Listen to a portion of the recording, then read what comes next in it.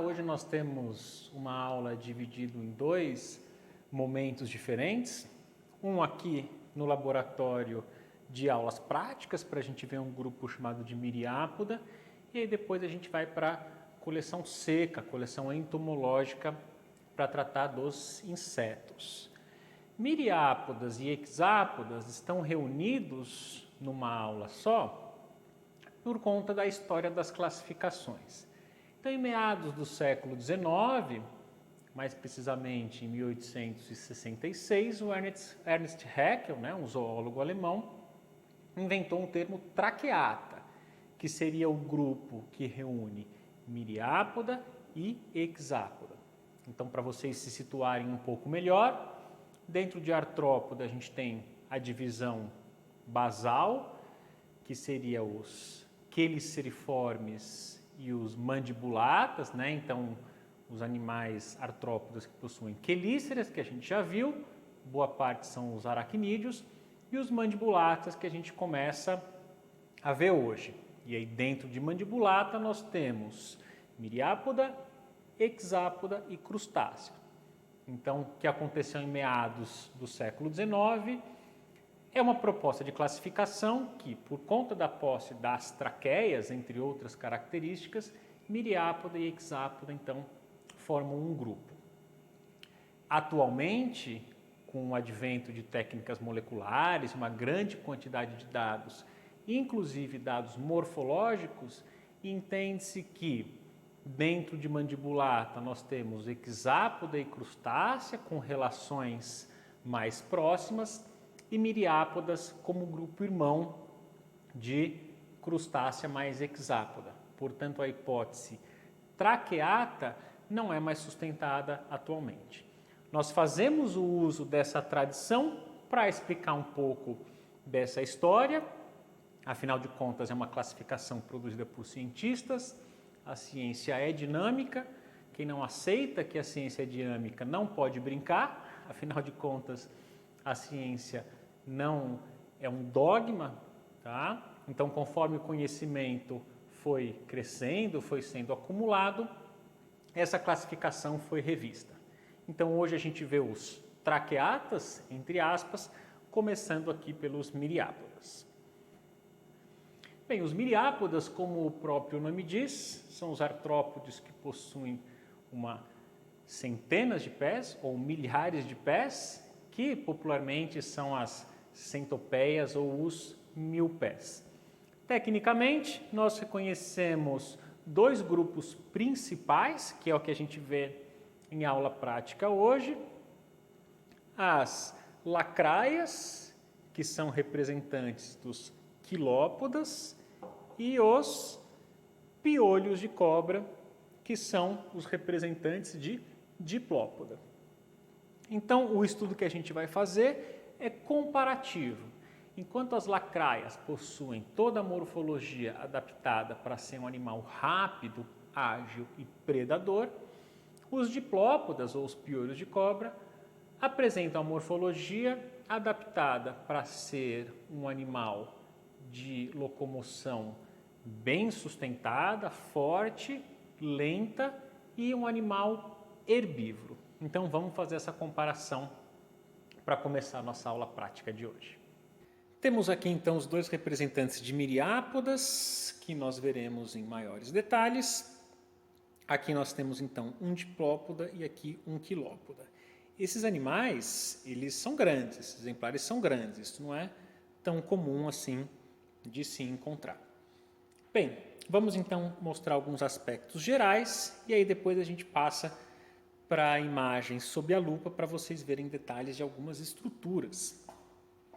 Começando então pelas lacraias, a gente consegue perceber a cabeça direcionada para frente, as longas antenas que esse animal possui, as forcípulas, que dá para ver com bastante facilidade, a gente já vai ver com mais detalhes, e o corpo levemente achatado, com as pernas inseridas lateralmente.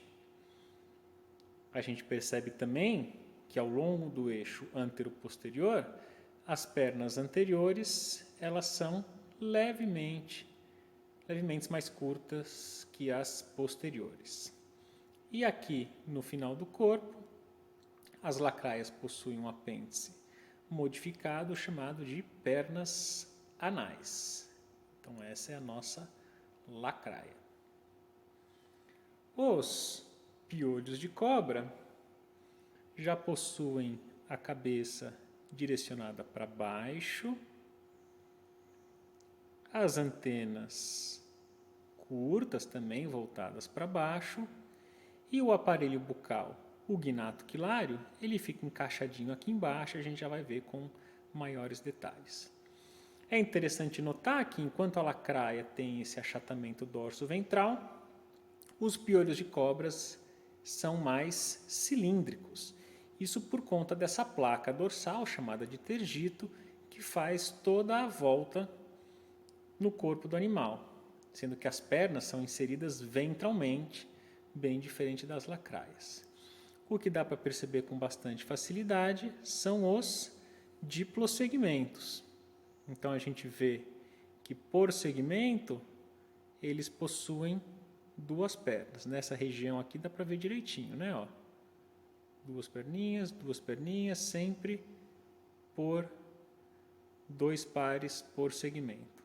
Lateralmente assim a gente também consegue perceber, ó, conforme eu vou separando as pernas, ó, aqui eu estou pegando 4 conjuntinhos, ó, é sempre 2, 2, 2 e 2. Outra coisa que chama bastante atenção aqui no piolho de cobra são as aberturas das glândulas repugnatórias, que são todas essas manchinhas escuras aqui na lateral do corpo.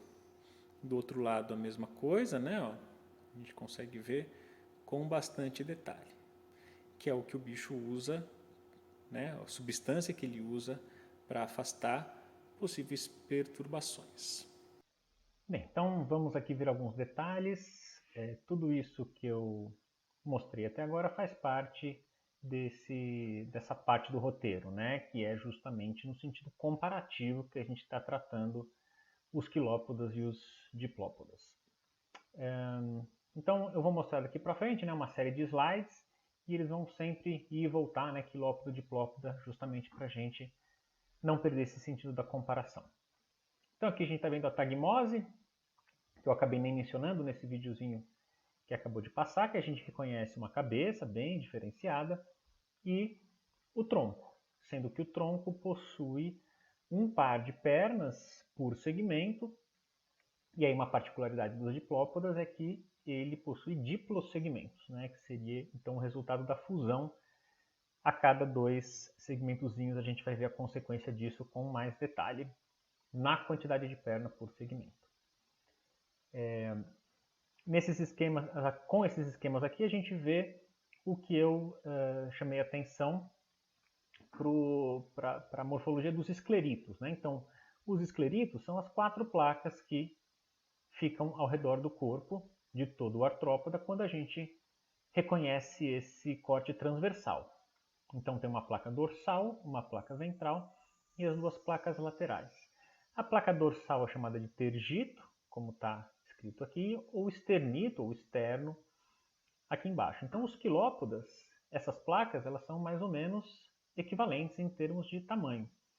Portanto, essas pernas ficam inseridas lateralmente. Em diplópoda, que a gente vê um tergito bastante expandido, que dá justamente esse aspecto cilíndrico ao corpo do animal, e o externo é pequenininho aqui embaixo, então essas pernas ficam inseridas ventralmente. Bem, então aqui a gente tem detalhes da cabeça de um quilópoda, que a gente percebe que é direcionado para frente, né, chamado de cabeça prognata, com as longas antenas. Dorsalmente a gente reconhece um escudo que cobre toda a cabeça. Aqui no cantinho a gente consegue enxergar os olhos nesse desenho, que também a gente consegue reconhecer os olhos aqui no cantinho. Ventralmente, o que reveste aqui, né, esse assoalho da cabeça, é toda a estrutura da forcípula. Lembrando que a forcípula, apesar dela ser um aparelho bucal, né, para o animal se alimentar, ela é um apêndice do tronco. Então, se a gente for aqui, ó, essa seria a base da inserção da forcípula, né? E ela está inserida num segmento do tronco. E pela adaptação a um aparelho para envenenamento, né, alimentação, ela fica acomodada aqui para baixo da cabeça. Aqui a gente está vendo detalhes das peças bucais da lacraia. Então, a cabeça lateralmente, né, ela apresenta um sanduíche de várias camadas aí de peças bucais. Então aqui a gente está vendo ventralmente, aqui a base da forcípula. Vocês conseguem perceber que só uma delas foi dissecada, né? Justamente para mostrar as peças embaixo. Então a forcípula retirada, essa é o aspecto dela, né? Só está faltando o outro parzinho aqui. Abaixo da forcípula existe uma peça bucal chamada de maxila 2. Essa maxila está sublinhada, né? Está destacada aqui, e ela dissecada tem esse aspecto. Se a gente tirar a maxila 2, a gente revela uma outra peça bucal chamada de maxila 1, que tem esse aspecto quando dissecada, está destacada aí no esquema. E aí, se a gente tirar a maxila 1, a gente tem as mandíbulas. Então, mandíbulas e maxila 1 e maxila 2 são apêndices, peças bucais da cabeça, assim como a antena. E a forcípula é, então, a perna, o primeiro par de pernas do tronco modificado. E todas essas são as peças bucais de uma lacraia. No piolho de cobra, nos nossos diplópodas, a gente reconhece, então, nessa imagem lateral, a cabeça voltada para baixo e as antenas curtas e também voltadinhas aqui para baixo. Aqui a gente consegue reconhecer o olho. Então, a gente olhando o bicho mais de frente, ou dorsalmente, né? Então, ela também tem um escudo que reveste todo o dorso da cabeça. E ventralmente também são peças bucais que fecham, né, toda essa estrutura. E aqui no caso, é uma peça chamada de gnato quilário. Aqui são detalhes, né? Então aqui, toda essa peça é o gnato quilário, que na verdade é a modificação das maxilas, né? Então elas adotaram a forma de uma peça raspadora. E se a gente vê aqui do lado, essa peça está rebatida, ela não está dissecada não. Ó. Esses dentinhos que a gente está vendo aqui são esses dentinhos aqui em cima. E aí a gente reconhece as mandíbulas. Os diplópodes eles perderam um dos pares de maxilas.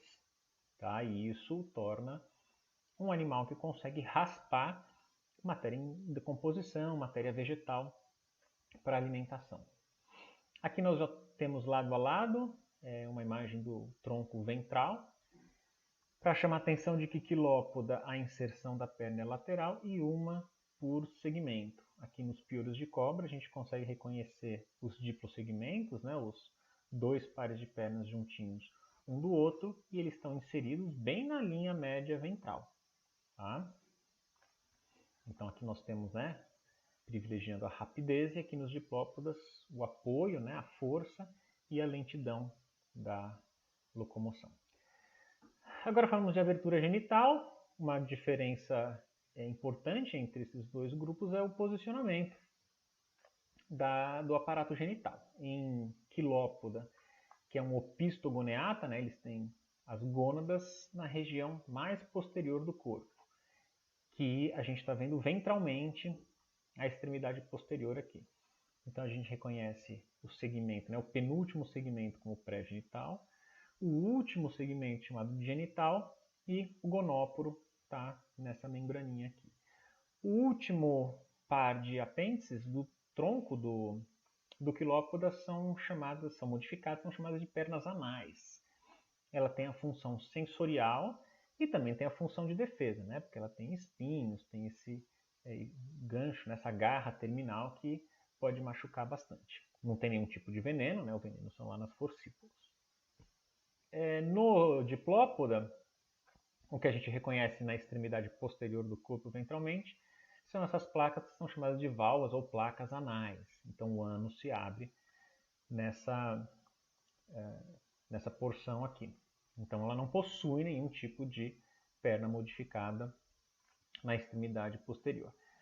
Com relação à abertura genital, eles são chamados de progoneatas porque esse aparato está lá na frente, anterior, perto da cabeça. E aqui a gente conhece um macho, né? Essas pernas modificadas são chamadas de gonópodes, que o bicho manipula o espermatófilo ou o esperma para fazer a transferência para a fêmea. As formas de defesa, chamando atenção aqui para a estrutura, né, que faz a defesa do animal, a lacraia, que é um animal rápido, ágil, com veneno e com um aparato aqui, inoculador de veneno bem eficiente, ela se defende atacando, né, se ela não tiver como fugir, ela retalha com uma picada. Já o diplópoda, que tem uma forma de defesa mais passiva. Então ele se enrola, né? Ele está um pouquinho espiralado, né? Ele fica todo espiralado e através desses orifícios que vocês estão vendo aqui, esses pontinhos mais escuros por diplosegmento, é o orifício de uma glândula chamada de glândula repugnante ou glândula repugnatória, que ela produz uma substância que pode ter um gosto, causar uma urticária, um odor forte para evitar a predação. Bem, nós mudamos agora de ambiente, não estamos mais no laboratório de aulas práticas e vamos falar de hexápoda, ou os insetos. Então, essa sala é a sala de coleção do Departamento de Biodiversidade, mais especificamente onde eu estou é a coleção de insetos, a coleção entomológica, que em situação normal nós trazemos os alunos aqui para esse local. Então, essa sala tem diversos gaveteiros como esse aqui, vocês já vão ver a imagem rodando. Nós dispomos esse material aqui nessa sala como uma demonstração para se ter uma ideia da diversidade desse que é o grupo mais diverso dentre todos os organismos vivos. Ninguém sai daqui especialista em inseto, mesmo porque isso é uma carreira para a vida toda, mas a intenção é que os alunos tenham uma ideia da diversidade desse grupo. Há uma uniformidade corporal, né? A tagmose, cabeça, tórax e abdômen é conservada em todos os insetos e existe uma infinidade de diversidade e formas corporais. Então, as coleções entomológicas, elas são coleções secas. Então, ao contrário da grande maioria do material que vocês viram até agora, que a gente chamava de coleção úmida, que é conservado em um líquido, né? Esse líquido pode ser álcool 70 ou formol, para invertebrados normalmente é álcool 70. Aqui é uma coleção seca. Então, essas gavetas estão identificadas no nível de ordem. Por exemplo, aqui a gente tem uma gaveta de borboletas, dos lepidópteras. A gente tem uma gaveta de coleóptera, que são os besouros. E nós temos outras gavetas, como os ortópteras, que são os grilos e os gafanhotos. E esses animais, vocês vão ver com mais detalhes, eles são alfinetados. Então é toda uma preparação, enquanto o bicho ainda está flexível, se coloca na posição. Cada ordem tem um local específico para ser alfinetado e eles são mantidos assim com naftalina. A naftalina evita-se que eles sejam atacados por outras pragas, inclusive outros insetos. Bem, essa coleção que nós temos aqui é uma coleção didática. As coleções, elas se dividem, grosso modo, em coleções científicas e coleções didáticas. A importância da coleção está no próprio acervo. Então, o que nós temos aqui é o material testemunho de uma região natural. Então, quando nós vamos para uma determinada região para se conhecer a diversidade, o que se faz é coletar material, trazer para as instituições que abrigam uma coleção. Então, as coleções científicas abrigam material que foram ou serão ou estão sendo pesquisados pela comunidade científica, como por exemplo o Museu de Zoologia da USP, a coleção do Instituto Butantan, a coleção do Instituto Biológico, aqui as principais no estado de São Paulo. Essa coleção que a gente tem aqui é uma coleção didática, então a intenção é que pessoas aprendam com essa coleção. Justamente por ser didática, existem animais que não são tão raros, que podem ser manipulados e que eventualmente pode quebrar uma parte ou outra. Então o objetivo é justamente esse, que as pessoas tenham um contato com esse material. Bem, então o primeiro estudo que a gente vai fazer é da morfologia comparada para a gente ver a diversidade de algumas estruturas. Então isso aqui é um gabarito morfológico, né? Nós temos diversas estruturas aqui representadas, algumas pelo próprio inseto, outras pelo desenho, né, pelo esquema por conta da falta, devido à falta do animal. Então como que isso aqui está organizado? Aqui nesse canto nós temos diferentes tipos de pernas de insetos. Então nós temos, por exemplo, as pernas natatórias dessa barata d'água e pernas raptoriais anteriores. Nós temos as pernas saltatoriais dos ortópteras, né? No caso desse gafanhoto. E nós temos o que são chamados de pernas cursoriais, que são as pernas usadas para andar, né? A locomoção ambulacral. Aqui nessa região nós temos diferentes tipos de antenas. Então os insetos apresentam uma variedade de formas de antenas e algumas delas a gente usa para reconhecer as ordens. Então essa aqui, por exemplo, desse grilo é uma antena filiforme, que é uma antena que parece mais um fiozinho de cabelo. Nós temos as antenas curtinhas, como por exemplo dessa cigarra, que são antenas cetáceas, bem aqui, perto dos olhos. Nós temos as antenas das mariposas, que são as antenas pectinadas, parece uma pena, daí o nome de pectinado. Nós temos as antenas geniculadas das formigas, que tem essa dobra mais ou menos aqui em 90 graus. E nós temos antenas mais diferentes, mais chamativas, como as antenas flabeladas desse besourinho aqui. Nós temos as antenas clavadas, como desse Lepidoptera, né, que na porção apical ela é mais grossinha, dando o formato de uma clava.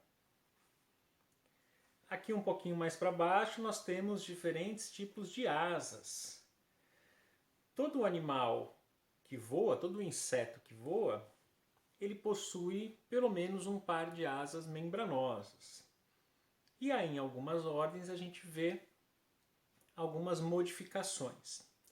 Então, por exemplo, nessa libélula e nessa cigarra são exemplos de duas asas membranosas. São as asas transparentes que permitem o voo. A gente tem algumas modificações que a gente já pode ver aqui, como por exemplo, nessa esperança, nos ortópteras em geral, que o primeiro par de asas a gente chama de tegmina. O termo é chamado de tegmina, que tem essa textura coriácea. E o segundo par é membranoso. As baratas também possuem as asas tegminas, né? O que normalmente se chama de casquinha da barata são as asas modificadas para proteção. Nós temos os élitros dos besouros. Aqui a gente tem um exemplo de um besouro que está com os dois pares de asas abertos, né? Então o segundo par é membranoso e o primeiro par é justamente o que a gente chama de élitro, né? Condição presente também nas tesourinhas. E aqui nos hemípteras, eu vou pegar essa barata d'água aqui, que é um exemplo mais evidente. Esse primeiro par de asas, ele tem uma parte coriácea bastante dura e uma parte terminal um pouquinho mais fininha, membranosa, e aí recebe o nome de hemiélitro. Isso é típico dos hemípteras, como essa barata d'água, os barbeiros e as marias fedidas. E a gente tem, por último, a transformação das asas posteriores dos dípteras em halteres.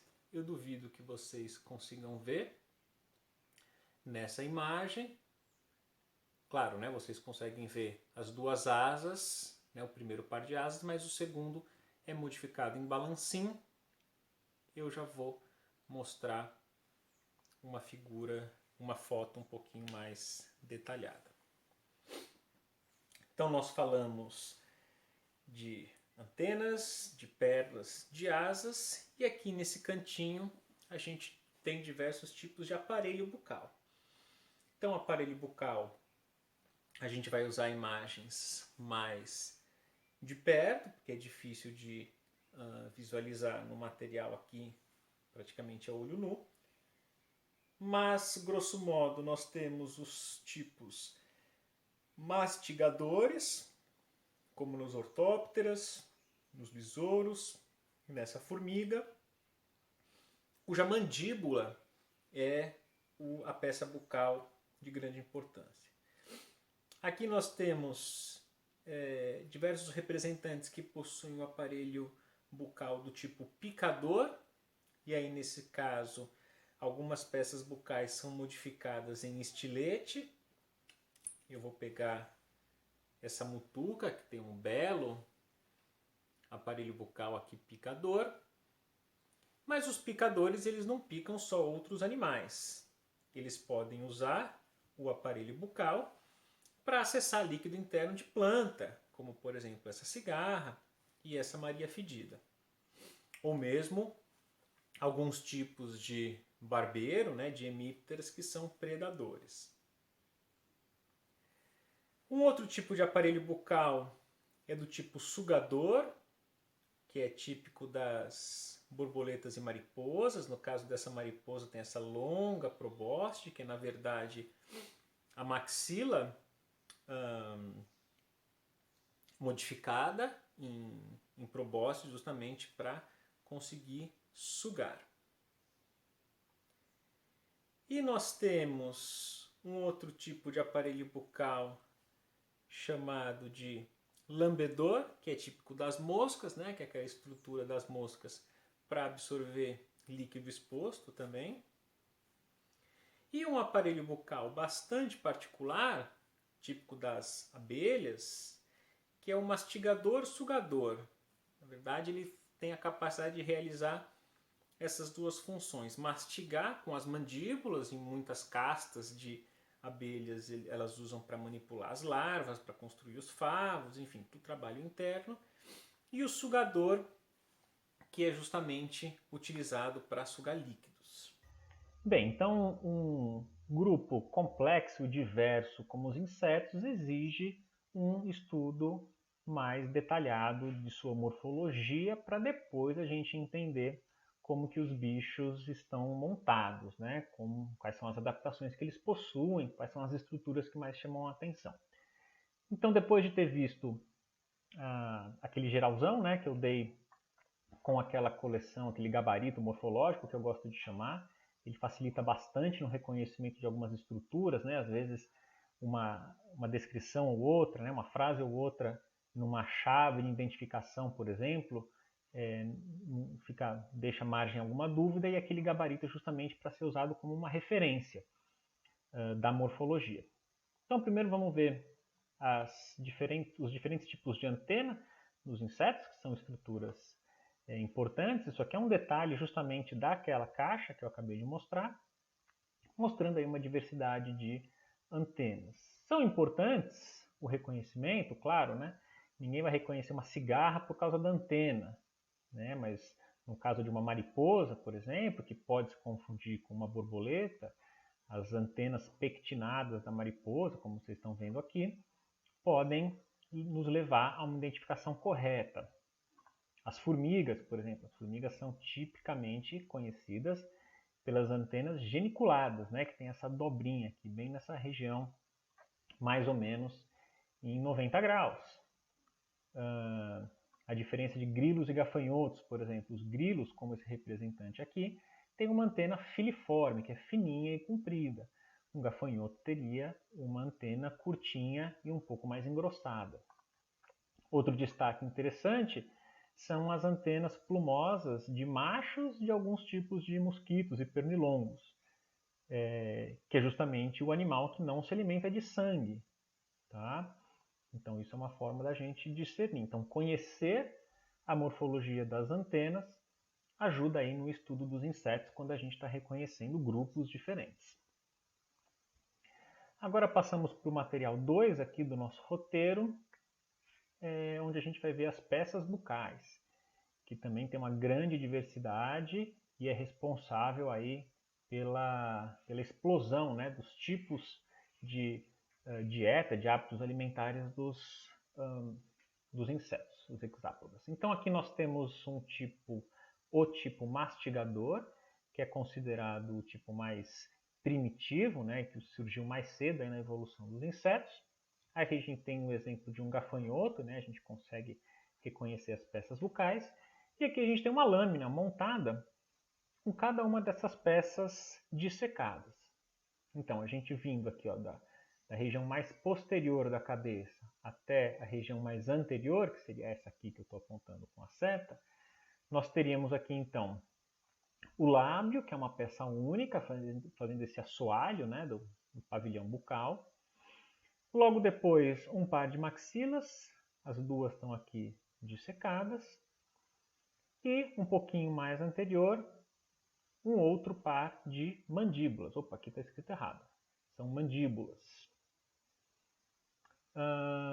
Duas peças bucais que também são importantes, mas não são apêndices, são simplesmente projeções, né, de regiões da cabeça. Nós temos o labro, que é uma projeção aqui na frente, ó, isso aqui, essa placa aqui é o labro. E a hipofaringe, que é uma pecinha que fica lá dentro, que é uma extensão da própria faringe. Então elas são consideradas peças bucais, elas tomam morfologia diferente em outros tipos de aparelho bucal, mas elas não são consideradas apêndices pela natureza do apêndice, né, de ter um crescimento aí em cada segmento do corpo dos artrópodes. Aqui nós temos então o nosso segundo tipo de aparelho bucal, chamado de labial picador. Vocês vão reconhecer ele com o nome também de sugador labial picador, justamente que ele tem essa capacidade de sugar. Então a gente vendo aqui esse aparelho bucal desse hemíptera, né? Ele, por ser um picador, ele tem esse formato aqui de estilete, né? Que consegue penetrar no tecido que lhe convém, né? No caso de um hematófago, de um fitófago, ele tem hábitos alimentares diferentes, mas com o mesmo funcionamento, né, de penetrar e sugar. É interessante que, apesar o nome labial é por conta do lábio ser uma estrutura muito importante para esse aparelho, porque ele abriga as peças bucais. Aqui a gente consegue ver um rasgo, né, ó, que é justamente o lábio que faz um canudinho e protege as peças que têm formato de estilete. Aqui a gente tem a cabeça de um díptera, né? Então o lábio é essa peça maior e os estiletes são essas pecinhas aqui, estilete, né? Um fino e comprido. Então, quando esse animal está em repouso, todas essas pecinhas ficam guardadas aqui no lábio, mantendo a integridade delas, né? Então esses estiletes são todas aquelas peças bucais que a gente viu no aparelho mastigador, mas agora com outro formato, com essa finalidade. O nosso terceiro tipo, então, é o tipo labial sugador, também chamado de sugador labial não picador. Então, nós temos dois tipos de aparelho labial, né? O picador e o não picador. Então, nesse caso, os dois são sugadores, os dois têm a capacidade de sugar. Tá? Que é o exemplo das moscas domésticas. Tá? Então, aqui tem um detalhe da cabeça do animal. Então, isso que está destacado é o lábio. Ventralmente aqui, né, que a gente não está vendo a face, essa peça tem diversos orifícios que, por capilaridade, conseguem sugar um líquido que já esteja exposto. Né? Então, esse animal não consegue picar. E o lábio é praticamente a única peça que restou. Houve uma redução total das outras peças, né? Até a redução, o desaparecimento total, né? A ausência total dessa peça bucal. E outra parte que a gente reconhece é a maxila, mas na verdade são só os palpos maxilares, né? Que aí eles têm uma função sensorial de percepção de cheiro, de gosto, enfim, de hormônios. Tá? E aí a gente tem o maxilar sugador, então é também um aparelho sugador, mas é a maxila que é o item principal, né? A peça principal, que é justamente a trombinha das borboletas e mariposas. Aqui no caso a trombinha está um pouquinho distendida, né, por conta da preparação. Essa tromba, chamada de espirotromba, né, ela é na verdade formada por duas metades, né? Então é um canudinho formado por duas metades. A gente consegue ver a separação deles aqui, ó. Tá? E ele se distende por pressão de hemolinfa. Então, como se fosse uma língua de sogra, né? Eu aumento a pressão do fluido lá dentro, que no caso é a hemolinfa, ela se desenrola e o relaxamento dessa pressão, por elasticidade da quitina, né, da cutícula, ela acaba retornando à posição original. Se a gente vê de lado, no caso desse aparelho bucal, dessa mariposinha aqui, mariposinha porque tem antena pectinada aqui, ó, dá pra ver, ela tem um palpo. Na verdade, desse lado está quebrado o palpo, tá? É até bom que esteja quebrado, porque a gente consegue ver a espirotromba aqui por inteiro. Então, ela tem também uma parte do lábio, né, só o palpo labial, como um aparelho sensorial. E a maxila, na verdade, é uma parte da maxila, né, que é chamada de galha, que forma essa espirotromba, ou probóscide, ou trombinha, enfim, mil nomes vulgares aí para esse aparelho das borboletas e mariposas. Esse é a espirotromba toda guardadinha, como ela deve ficar, né, toda enrolada, e aí dessa forma ela fica bem protegida. Essa é uma outra mariposa que vocês estão vendo aí. E por último, nós temos um tipo de aparelho bucal chamado de lambedor, que ele é, na verdade, uma mistura de mastigador e sugador, típico das abelhas e vespas, algumas vespas. Ele tem as mandíbulas bem desenvolvidas, o que caracteriza ele como um mastigador, e ele tem maxilas e lábio adaptados para sugar, ou para lamber, e aí daí né, o item sugador aqui da peça bucal. Tá? Então aqui a gente tem três espécies de abelhas diferentes. Essa aqui é a Apis, que é a mais conhecida, mais estudada. E aí a gente consegue reconhecer aqui em detalhe as mandíbulas, as maxilas. Esse aqui, a maxila é só essa peça aqui, ó.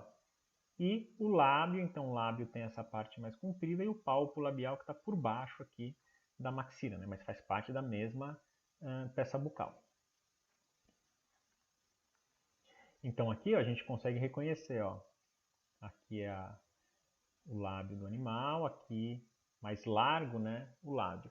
Existem algumas abelhas da subfamília Euglossini, que possui essa língua, né, esse lábio aqui extremamente desenvolvido, que é bastante característico desse grupo de abelhas. Bem, agora partimos então para o material 3, que é o estudo comparativo de asas de inseto, que também ajuda bastante na questão da identificação, né, caracterização aí dos grupos de bichos.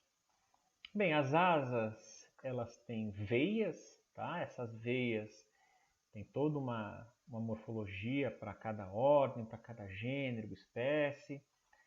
As veias recebem nomes conforme a posição e elas são importantes para a estruturação das asas, né? Nessas veias, essas asas elas são estendidas justamente porque essas veias estão sob pressão da hemolinfa.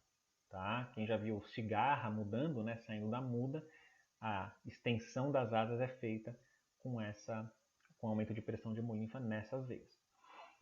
Bem, as asas membranosas, que está escrito bem aqui, ó, são essas asas transparentes que a gente vê nessa libélula, nessa cigarra, que são as asas que justamente promovem o voo. Tá? A gente chama de asas membranosas. Algumas modificações no que diz respeito à textura dessa asa. Aqui, ó, típico dos grilos e gafanhotos, como tem aqui, ó, 2 grilos, né, uma paquinha, um grilo, uma esperança, na verdade, os gafanhotos estão aqui. E as baratas é que o primeiro par de asas é chamado de tegmina. Tegmina é um termo que se refere à textura coriácea, de couro, ela é mais rígida, ela não é dura, ela ainda é flexível, mas ela é um pouquinho mais resistente, que serve como proteção. Uma outra asa anterior modificada quanto à textura são os hemiélitros aqui. Ó. Aqui a gente tem uma barata d'água, né, e um barbeiro que são hemípteras. Tá? Então o que acontece?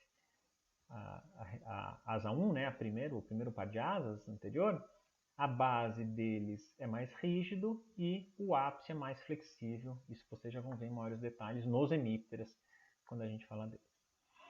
Aqui nós temos detalhes de asa de borboleta, que é uma asa membranosa com a particularidade de estar coberta por escamas. Então, aquele colorido, esse colorido, no caso dessa borboleta, que a gente vê aqui, são escamas. Então, num aumento considerável aqui na lupa, a gente consegue reconhecer todas essas escaminhas. Tá? Quando a gente passa o dedo, né, essas escamas saem com bastante facilidade. Aqui nós temos uma outra modificação, no caso dos dípteras. Né? Os dípteras eles possuem o primeiro par de asas membranoso, como vocês estão vendo aqui. Como vocês estão vendo nesse bicho aqui. Ó. Tá? E o segundo par de asas ele é bastante reduzido. Tão reduzido que a gente vê ele, para a gente reconhecer, a gente tem que ver sob um detalhe maior. Então, esse cotoquinho aqui, parece um cotonete mesmo, chamado de halter ou balancim, que é a asa 2 modificada, em um aparato que fornece equilíbrio ao voo. O voo dos dípteras é bastante desenvolvido, né, bastante acurado, e esses balancins, que também batem, né, numa certa frequência, ajudam nesse equilíbrio. Aqui é tipo de uma mutuca, né? E a gente consegue ver o balancinho com mais detalhe aqui. E por fim nós temos os élitros dos besouros, típico dos besouros, que é a casquinha, né, do besouro. Então aqui a gente tem uma imagem de um animal que foi preparado com os 2 pares abertos, né, os élitros e as asas membranosas que ficam guardadinhas aqui embaixo. E esses élitros são para proteção. Então o besouro, né, parece que ele não tem asa, na verdade elas ficam guardadas aqui debaixo dos élitros. Os dermápteras, né, as tesourinhas, também possuem um élitro e a asa fica toda dobrada por debaixo dessas estruturas duras. Bem, agora a gente vai ver formas diferentes de desenvolvimento de insetos, né? Na verdade exemplos diferentes de hemimetábola e holometábola, que são aqueles que mostram alguma diferenciação. Agora a gente vai ver um videozinho então. Bem, essa caixa aqui mostra um aspecto diferente do que o que a gente viu até agora, que é o ciclo de vida de alguns animais, para a gente comparar os tipos que a gente tem. Então aqui desse lado a gente tem diversas espécies de triatomínio, que são os barbeiros, né, os transmissores da doença de Chagas, que é causado pelo Trypanosoma cruzi. E aqui desse lado nós temos alguns ciclos. O que a gente chama de ciclo? A gente tem um exemplar de cada ínstar do animal. Então a gente consegue perceber que desde os instares mais juvenis até os animais adultos, o formato corporal é mantido. Então o aparelho bucal é similar, as pernas são similares, a cabeça é similar. E uma diferença importante, que é o que justamente muda de forma discreta no desenvolvimento hemimetábula, são as asas. Então os animais mais jovenzinhos apresentam brotos alares, não são asas funcionais, elas são curtinhas, e os animais adultos já possuem as asas completamente formadas. Então aqui a gente tem uma coleção didática, cuja intenção é mostrar diversas espécies de triatomíneos e as fases juvenis. Então no treinamento de um agente de saúde aqui, uma coleção dessa é fundamental. Aqui nós temos uma outra caixa também demonstrando desenvolvimento, só que agora de dois insetos holometábulos, cuja fase juvenil é uma larva, como vocês estão vendo aqui nessa figura, passa por uma fase de pupa, onde o animal sofre uma grande transformação corporal, até a fase do animal adulto, que é como a gente normalmente conhece. Então aqui desse lado nós temos o ciclo da Apis mellifera, que é a abelha produtora de mel, e aqui de uma mosca, né, de um díptera, de uma espécie chamada Chrysomia megacéfala, que é a mosca varejeira, que está envolvida aí em processos de decomposição.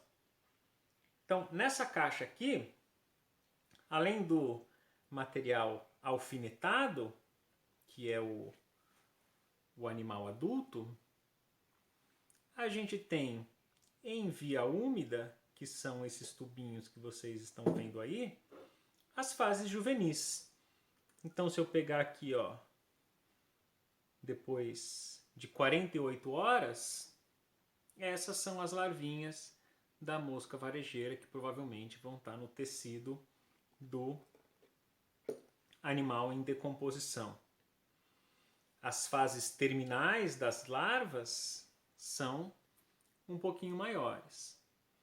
Então, para esses animais que têm uma importância na vida do ser humano, como a produção de mel e na decomposição de matéria orgânica, se conhece muito bem os ciclos, e aí cada espécie tem um número específico de mudas, desde os estágios mais juvenis de ovo até as larvas terminais, as pupas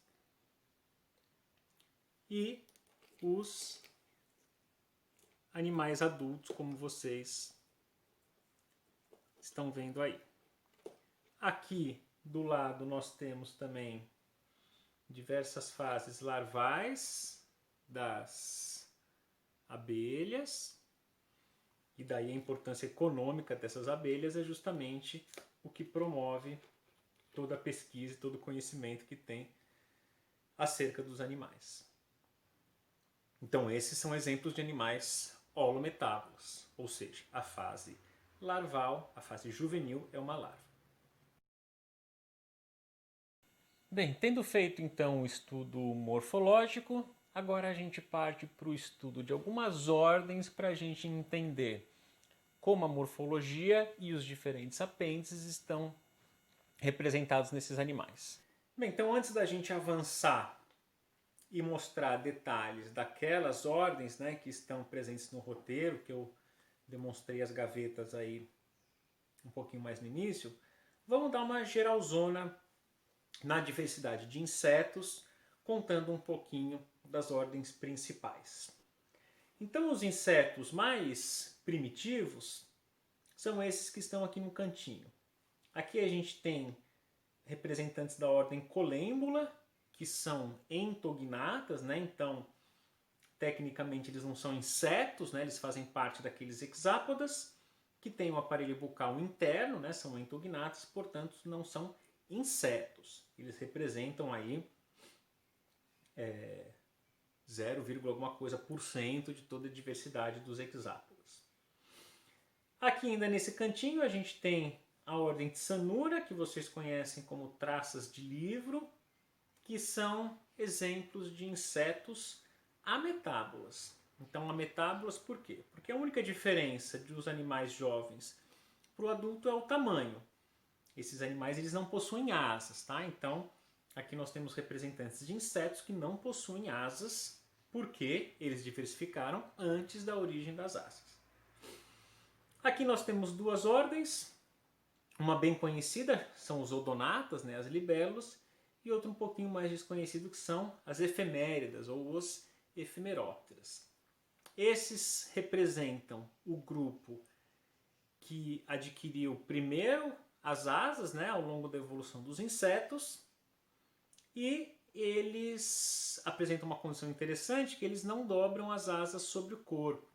Essa condição é chamada de paleóptera, presente tanto nas libélulas como nas efeméridas. Um pouquinho mais adiante a gente tem os ortopteroides, que são todas essas ordens que nós temos aqui.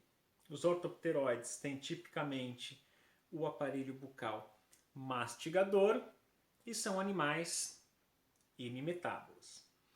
Então aqui no cantinho nós temos os ortópteras, então nós temos grilos, paquinhas e esperanças, que normalmente têm as asas tegminas que se confundem com folhas.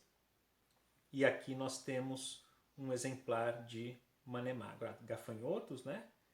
E um exemplar de manemagro. Aqui embaixo nós temos os louva-a-Deus, que são facilmente reconhecíveis pela cabeça triangular, os olhos bem desenvolvidos e as pernas raptoriais, ordem Mantódia. Aqui nós temos outro bicho que chama bastante atenção, que são os fasmatódias ou os fásmidas, conhecidos também como bichos-pau. Existem aqui os bichos-paus que são alados, tem bichos-paus que são ápteros, e isso varia de espécie para espécie. E eles são mestres do disfarce aí, pela semelhança que eles têm com a vegetação. Algo interessante que vale a pena a gente chamar a atenção é da diferença dos manemagros, que são ortópteras, que está aqui na minha mão, para os bichos-paus de fato. Primeiro em relação à cabeça. A cabeça dos manemagros é comprida, tem essa região rostral, e a cabeça dos bichos-paus é bem pequenininha, globulosa.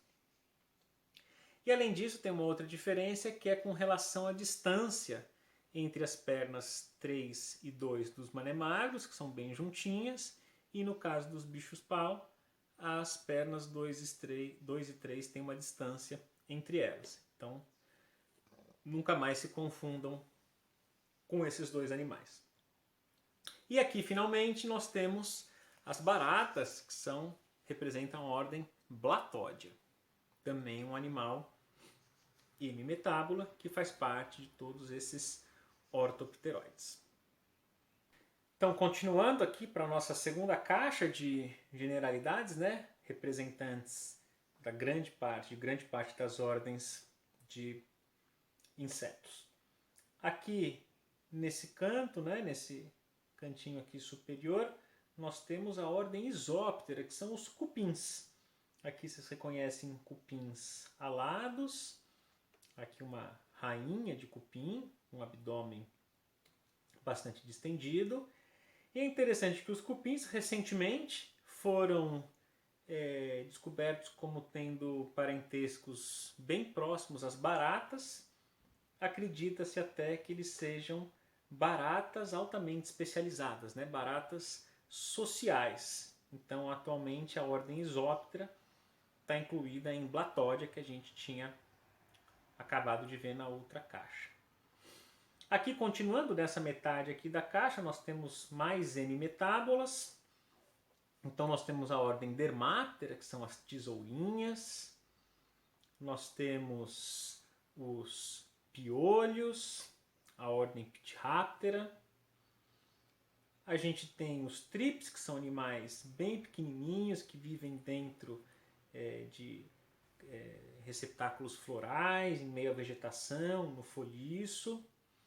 E aqui, toda essa coluna, nós temos a ordem Hemiptera, que, grosso modo, né, tradicionalmente, é dividido em Heteróptera e os Homópteras. Heteróptera, asas diferentes, Homóptera, asas iguais, como no caso dessa cigarra. E agora, metade daqui, a gente tem alguns representantes já de holometábulo. Então, a fase juvenil desses animais aqui são larvas. Aqui nós temos representantes de Megalóptera, um macho e uma fêmea, que são esses animais de tamanhos corporais descomunais, que a larva é aquática. Aqui nós temos as formigas-leão, a ordem Neuróptera, que é bastante típica pelas antenas clavadas. E aqui os Tricópteras, que são cujas larvas, né, são aquáticas e são bastante exigentes com relação à qualidade do ambiente que elas se encontram.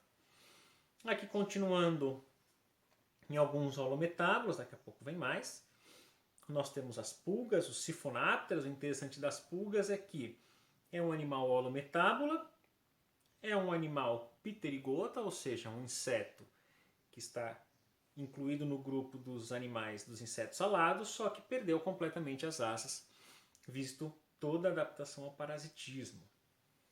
Aqui nós temos os dípteras, então nós temos as moscas, as mutucas, alguns pernilongos, muriçocas e assim por diante. E aqui embaixo alguns representantes de Himenóptera. Então nós temos vespas, nós temos as feiticeiras, né, que são um tipo de vespa áptera, e algumas abelhas e formigas um pouquinho mais aqui para baixo. Então, por fim, nós temos as duas grandes ordens de insetos, grandes em termos de diversidade. Então aqui nós temos representantes de holometábulo, né, os besouros ou coleópteras, e aqui os lepidópteras, que são as borboletas e as mariposas. Então, dentre os coleópteras, nós temos os serrapau, nós temos exemplares de animais aquáticos, como esse aqui, nós temos vagalumes, que são esses pequenininhos, os escaravelhos e os gorgulhos, que podem apresentar um colorido bem intenso. E aqui nos lepidópteras, os animais que possuem as escamas nas asas, né? Se a gente esfrega, isso acaba saindo no nosso dedo, que possuem as peças bucais do tipo maxilar sugador. Uma diferença importante entre as borboletas e as mariposas é com relação à antena. As mariposas possuem as antenas pectinadas em formato de pena, diferente das borboletas. Então agora vamos ver a morfologia um pouquinho mais cuidadosa de algumas ordens de insetos. A primeira ordem que a gente vê em detalhe são os ortópteras. Os ortópteras são os grilos, os gafanhotos, as esperanças, as paquinhas. São animais de aparelho bucal mastigador, tanto que muitos deles são pragas, né, de lavouras e outros produtos estocados. Eles têm pernas saltatórias, asas coriáceas, o primeiro par de asas é bastante coriáceo e normalmente alguns deles produzem o som, como o canto do grilo e dos gafanhotos. Aqui nós temos grilos e paquinhas. Nós temos outros materiais que são as esperanças e as taquarinhas ou manemagros. Esses manemagros normalmente são confundidos com bichos-pau, mas eles são gafanhotos, mais aparentados com os gafanhotos. E a gente também vê os gafanhotos propriamente ditos. Então, vamos dar uma olhada em umas imagens um pouquinho mais em detalhe desse material aqui. Bem, então a partir de agora, começando com os ortópteras, a gente vê um representante por ordem, né, seguindo a proposta que tem no manual de aula prática de vocês. Né? Essas figuras referem-se a isso para vocês terem a oportunidade de estudar mais a fundo esses exemplares. Espero numa outra oportunidade vocês poderem ver mais de perto toda essa diversidade aí que eu mostrei nesses gaveteiros, né, no nosso encetário. Bem, então aqui nós temos um gafanhoto como representante dos ortópteras, que é uma ordem relativamente diversa, né? Comparado com as outras que a gente vai ver, é pouquíssimo diversa, 20 mil espécies, por mais incrível que pareça, né? No mundo dos insetos. A gente consegue reconhecer a tagmose, né? Cabeça, os três pares de pernas, né? Referente aos três segmentos do tórax, e aí um abdômen sem apêndice nenhum. Eles são caracterizados pelo aparelho mastigador, que a gente vê uma vista rostral, né, bem de frente da cabeça do bicho, e uma vista lateral. Os ortópteras eles são divididos em dois subgrupos, né? Os celíferas, que são os gafanhotos e as taquarinhas ou manemagros, que eu mostrei aí no decorrer da aula, e os encíferas, que são os grilos, as esperanças e as paquinhas. Então eles possuem as asas anteriores modificadas em asas tegminas, com esse aspecto coriáceo. A perna 3, né, a perna posterior, ela é saltatória e por isso bastante desenvolvida, como a gente consegue ver nesse exemplar. Metamorfose hemimetábola, então o jovem ele é bastante similar ao adulto, com os brotos alares, né, sem as asas completamente desenvolvidas. E muitos ortópteras, eles conseguem estridular. Estridular é produzir som através da fricção entre duas estruturas, que pode ser asa com abdômen, nos diferentes grupos. Bem, agora eu estou abaixado aqui porque a gente vai para uma outra ordem, que são os hemípteras, que são as cigarras, as cigarrinhas, pulgões, barbeiros, jequitiranaboias, as marias fedidas. São animais que têm um aparelho bucal picador, o desenvolvimento hemimetábulo, e são muito diversos em formatos. Então nós temos o grupo das cigarras, que a gente já vai ver em detalhes. Nós temos também o grupo dos barbeiros, e aqui barbeiro é um nome generalizado, porque nesse material existem aqueles insetos que são fitófagos, outros predadores e outros hematófagos, como o barbeiro propriamente dito.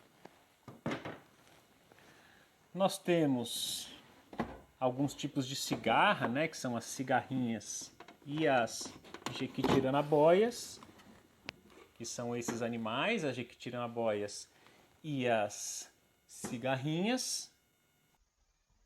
Bem, então aqui nós temos o nosso representante de hemíptera, que é um grupo bastante diverso, 80 mil espécies, mais de 80 mil espécies.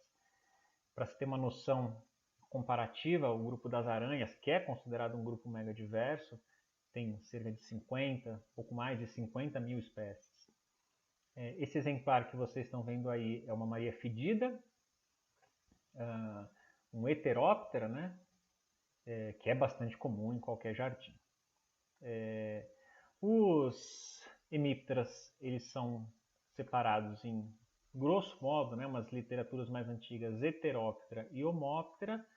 Atualmente, homóptera, na verdade, é dividido em alquenorrinca e estenorrinca. Então, aqui em heteróptera nós temos os percevejos, os barbeiros, as baratas d'água.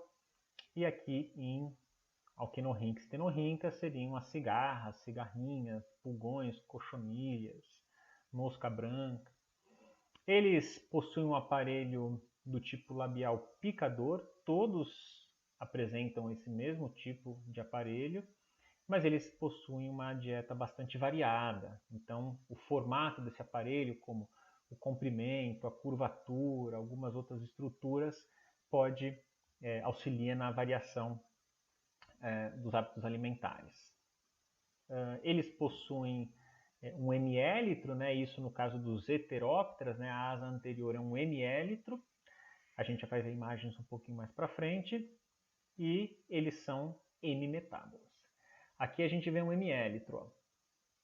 Então a asa anterior esquerda está destacada e essa parte pontilhada aqui é justamente o que separa essa parte mais coriácea da parte mais membranosa, que caracteriza justamente o hemiélitro. Agora vamos para a quarta ordem, que a gente vê um pouquinho mais em detalhe, que são os coleópteras. Os coleópteras podem receber um nome geralzão como besouros, mas dentro dos besouros a gente reconhece os vagalumes, os gorgulhos, os besouros serra-pau, os besouros rola-bosta, os escaravelhos. É a ordem mais diversa dentre os insetos e é caracterizada principalmente porque o primeiro par de asas é modificado em élitro. Élitro é uma asa dura que serve para proteção. Então a gente está lidando com a maior ordem de insetos e a gente vai tentar dar uma pincelada em toda essa diversidade. Então, mostrando alguns materiais para vocês. Aqui alguns tipos de besouros.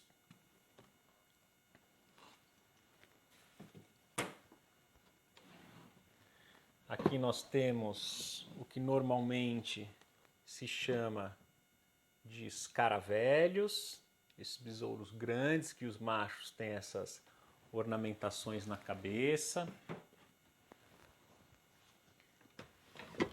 Aqui nós temos os besouros serra-pau, que se alimentam de madeira, podem causar danos e têm essas antenas enormes voltadas para trás.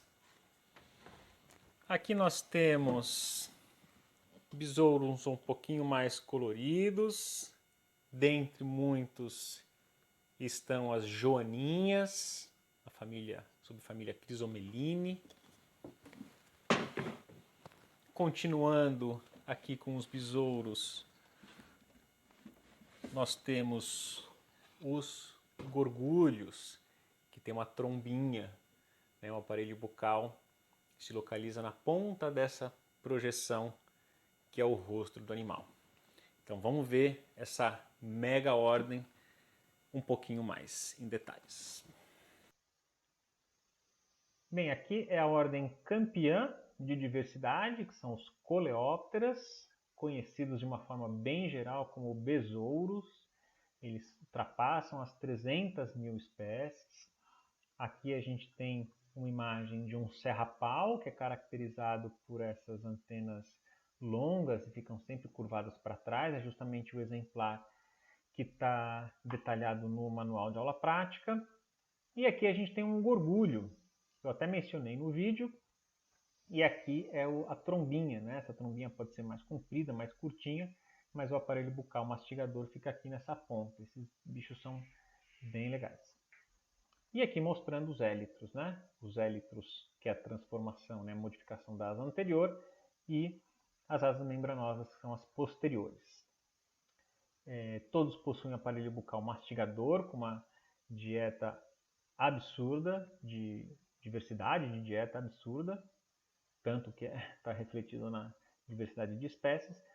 São animais holometábolas, possuem a larva com aparelho bucal também mastigador, e a diversidade dos besouros é realmente incrível. Eles representam 40% de toda a diversidade de hexápoda e 30% de toda a diversidade animal. Então, os números dessa ordem são realmente impressionantes. Então, aqui nós temos uma borboleta e uma mariposa com suas antenas clavadas e pectinadas e as suas asas recobertas por escamas. Já é um grupo bastante diverso, supera 120 mil espécies descritas. As escamas a gente já viu em detalhe, um pouquinho mais para trás aqui do vídeo, né? Essa é a mesma imagem, inclusive, e o aparelho bucal do tipo sugador maxilar. Eles são animais holometábulas e as larvas dos lepidópteras apresentam um aparelho bucal mastigador, né? Então tem um nicho bastante diferente do adulto. E elas são as conhecidas lagartas e mandruvás. Algumas delas possuem cerdas com veneno, né? Que são as taturanas. Muitas delas são pragas, enfim, o bicho da seda é uma larva de mariposa usada economicamente, enfim, é um grupo bastante diverso e as larvas têm uma importância bem interessante. Então voltamos aqui na parte inferior do nosso gaveteiro para a gente ver rapidamente as duas últimas ordens que a gente vai ver com maiores detalhes. Então, a penúltima são os himenópteras, que são as vespas. Aqui nós temos outros tipos de vespas.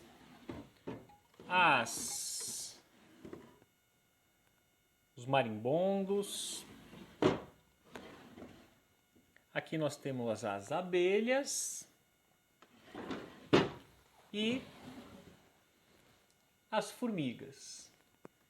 Então, os himenópteras eles são conhecidos por formarem colônias complexas, que na verdade são superorganismos, mas existem diversos animais solitários, como algumas abelhas e algumas vespas solitárias.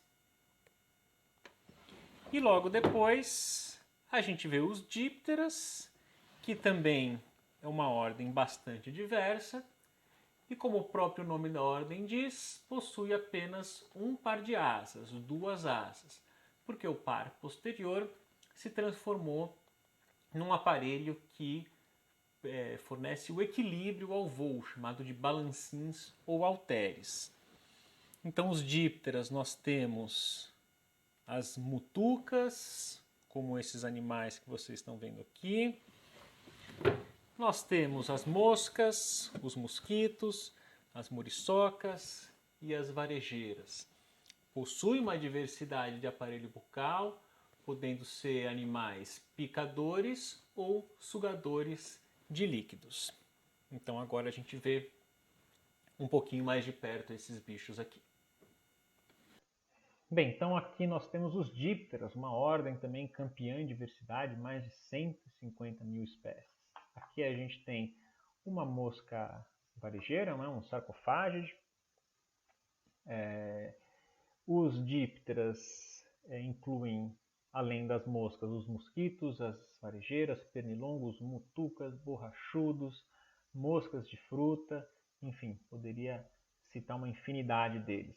A principal característica que dá o nome da ordem é o fato de possuir apenas um par de asas. Não que ele não possua o segundo, mas o segundo é drasticamente modificado em halteres ou balancins, como a gente vê nessa imagem aqui embaixo. São animais holometábulos. A larva pode ter um hábito bastante diferente do adulto. Existem animais com larvas aquáticas, existem dípteras que a larva é saprofítica, né, se alimenta de matéria em decomposição, e possuem uma grande importância médica e médico-veterinárias, tá? Como transmissores de doenças, principalmente, né, transmissores de doenças bastante sérias. Então aqui a gente vê um detalhe da cabeça, mostrando o aparelho sugador, né, labial sugador, e aqui um detalhe do balancim. É interessante que tem algumas moscas, como os tabanídeos, né, que são as mutucas, que elas possuem o aparelho, o lábio adaptado para sugar, né, aqui desse tipo. Ó. Então o lábio é bem desenvolvido, com aquela porção terminal, com os capilares, e as peças bucais para picar.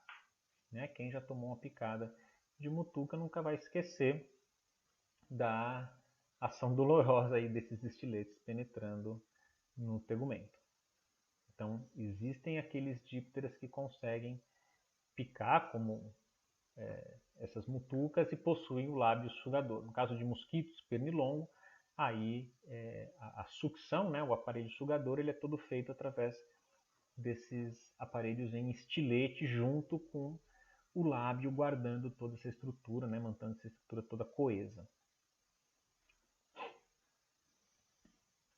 E por fim nós temos os himenópteras, mais de 120 mil espécies, aí está dentre os campeões de diversidade, que são abelhas, vespas e formigas, né, tratando de uma forma bem geral e toda a diversidade.